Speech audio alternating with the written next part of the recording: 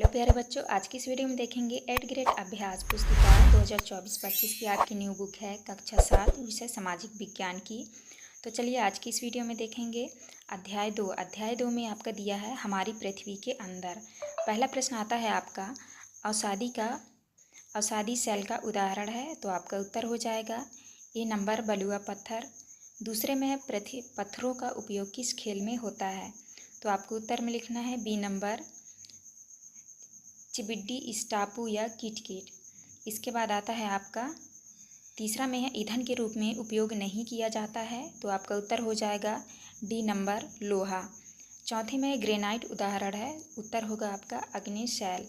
इसके बाद आता है आपका पाँचवें में एक सेल से दूसरे सेल में परिवर्तन होने की प्रक्रिया कहलाती है, उत्तर होगा आपका सेल चक्र। इस तरह आपको कर लेना है। इसके बाद आता है आपका रिक्त स्थानों वाले प्रश्न। तो आपको जो है ए नंबर में भरना है चूना पत्थर, बी में भरना है आपको ईंधन, और सी में आपको भरना है अवसाद, और डी में भरना है आपको 3500, और ई में भरना है आपको अग्नि। तो इस तरह से आपको भर लेना है। इसके बाद नेक्स्ट क्वेश्चन आता है आपका क्वेश्चन नंबर 7 में है लाल किला एवं ताजमहल का निर्माण किस प्रकार के पत्थरों से किया गया है, तो आपको उत्तर में लिखना है लाल किला का निर्माण लाल बलुआ पत्थर से किया गया एवं ताजमहल का निर्माण सफ़ेद संगमरमर से किया गया है। इसके बाद नेक्स्ट आता है आपका 8 में है पृथ्वी की सबसे ऊपरी परत का नाम लिखिए, तो आपको उत्तर में लिखना है पृथ्वी की सतह की सबसे ऊपरी परत को भूपरपट्टी कहते हैं। यह सबसे पतली परत होती है। यह महाद्वीप में 35 किलोमीटर एवं समुद्री सतह में केवल 5 किलोमीटर तक है। इसके बाद नेक्स्ट आता है आपका क्वेश्चन नंबर 9 में है सेल किसे कहते हैं, तो आपको प्रश्न क्रमांक 9 का उत्तर लिखना है पृथ्वी की परपट्टी बनाने वाले खनिज पदार्थ के किसी भी प्राकृतिक पिंड को सेल कहते हैं। सेल विभिन्न रंग, आकार एवं गठन की हो सकती है। सेल मुख्य रूप से 3 प्रकार की होती है, अग्नेय सेल, अवसादी सेल एवं कयांत्रित सेल। इसके बाद नेक्स्ट आता है आपका 10वां में है मेंटल परत की गहराई कितने किलोमीटर तक है, तो आपको उत्तर में लिखना है परपट्टी के ठीक नीचे मेंटल परत होती है। मेंटल परत की गहराई 2900 किलोमीटर तक है। इसकी सबसे आंतरिक परत क्रोड है। इसके बाद नेक्स्ट आता है आपका 11 में है केंद्रीय क्रोड की मुख्य विशेषताएं लिखिए, तो आपका जो है पहला विशेषता है केंद्रीय क्रोड मुख्यतः निकेल एवं लोहे की बनी होती है। दूसरा है इसकी त्रिज्या लगभग 3500 किलोमीटर है। तीसरा पॉइंट है इसका तापमान एवं दाब काफ़ी कुछ होता है। चौथे में केंद्रित क्रोड को निफे कहते हैं। इसके बाद 12 में है प्राथमिक सेल से क्या आशय है, तो आपको उत्तर लिखना है द्रवित मैग्मा ठंडा होकर ठोस हो जाता है। इस प्रकार बने सेल को अग्नि सेल कहते हैं। इन्हें प्राथमिक सेल भी कहते हैं। प्राथमिक सेल 2 प्रकार की होती है, अंतर्भेदी सेल एवं बहिर्भेदी सेल। इसके बाद जो है आपका नेक्स्ट आता है क्वेश्चन नंबर 13 में है सेल हमारे लिए किस प्रकार उपयोगी है, आपको उत्तर में लिखना है, तो आपका उत्तर होगा सेल हमारे लिए बहुत उपयोगी हैं। कठोर सेलों का उपयोग सड़क, घर एवं इमारत बनाने के लिए किया जाता है। सेल का उपयोग कई खेलों में भी किया जाता है।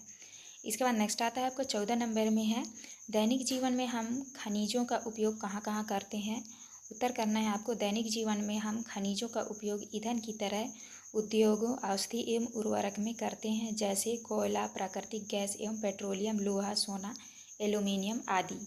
इसके बाद नेक्स्ट आता है आपका क्वेश्चन नंबर 15 में है सेलें कितने प्रकार की होती हैं, उनका वर्णन कीजिए, तो आपको लिखना है मुख्य रूप से सेल 3 प्रकार की होती हैं। पहला है अग्नेय सेल, अवसादी सेल और कयांत्रित सेल। इसके बाद आता है आपको लिखना है अग्नेय सेल के बारे में। जब द्रवित लावा पृथ्वी की सतह पर आता है यह तेजी से ठंडा होकर ठोस बन जाता है। इस प्रकार से बने सेल को अग्नेय सेल कहते हैं। अवसादी सेल में लिखना है आर्द्र अवसाद दबकर एवं कठोर होकर सेल की परत बनाते हैं। इस प्रकार की सेलों को अवसादी सेल कहते हैं।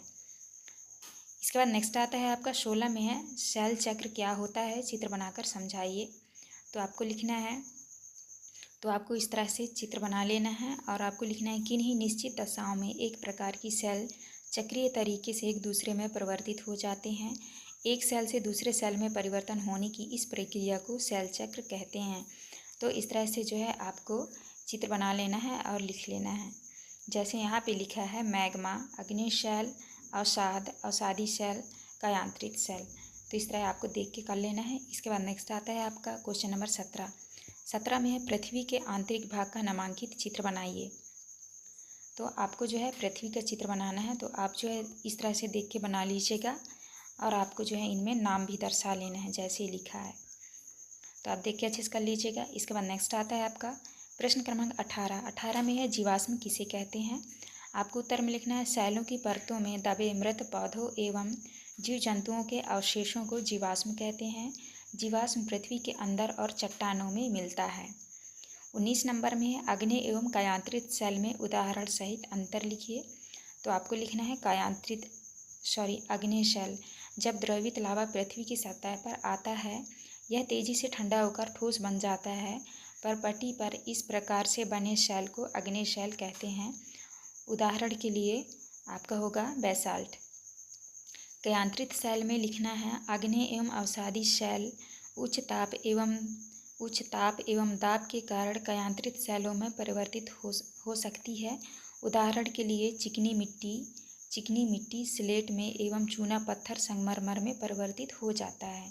का लास्ट क्वेश्चन था। यहाँ भी हमारी वीडियो कंप्लीट होती है। वीडियो अच्छी लगी तो प्लीज़ हमारे चैनल को लाइक एंड सब्सक्राइब करिएगा। मिलते हैं अब नेक्स्ट वीडियो।